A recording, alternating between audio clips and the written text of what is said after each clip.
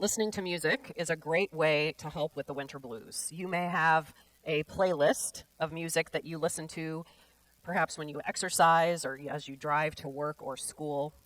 I've made playlists for the summertime, for road trips, a particular mood or holiday. I made one in the spring when I was getting ready to make a big transition. I called it New Beginnings. And a friend even sent me a playlist for Epiphany a few years ago.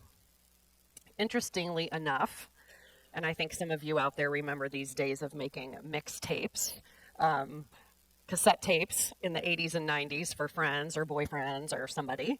So they're nothing new.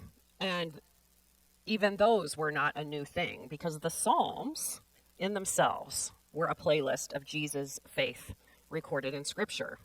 The Psalms were read or sung in worship and at important community events, and their words would have been familiar to the Israelites. The Psalms express humanity's words to God, but they also are a gift from God to us. And just like the way that we may divide up music by genre, classical, jazz, pop, rock, hip-hop, rap, contemporary Christian, medieval chant, the Psalms are also categorized. There are psalms of praise and thanksgiving, psalms of lament, royal psalms, entrance liturgies, like a processional, wisdom psalms, prophetic declaration, and psalms of confidence and trust. Our psalm for today, Psalm 40, is introduced in most Bibles with the phrase, "to the lead player," meaning it was most definitely sung.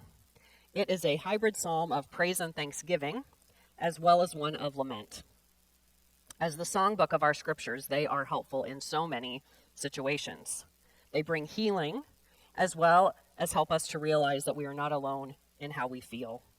Anger, disappointment, sadness, desperation, gratitude, and joy can be found in these sacred texts. This psalm in particular validates the mixed feelings that we may experience throughout our life. Feeling down about something, while at the same time feeling grateful for what God has provided for us. The gratitude in these sacred texts is something we can grab a hold of in the midst of whatever pain we may be feeling. The psalmist gives thanks to God for pulling him or her out of the desolate pit, a place of darkness and fear.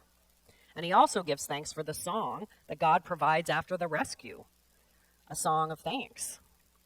God has given us the gift of music, and God's presence is made known to us through music, whatever genre resonates with us.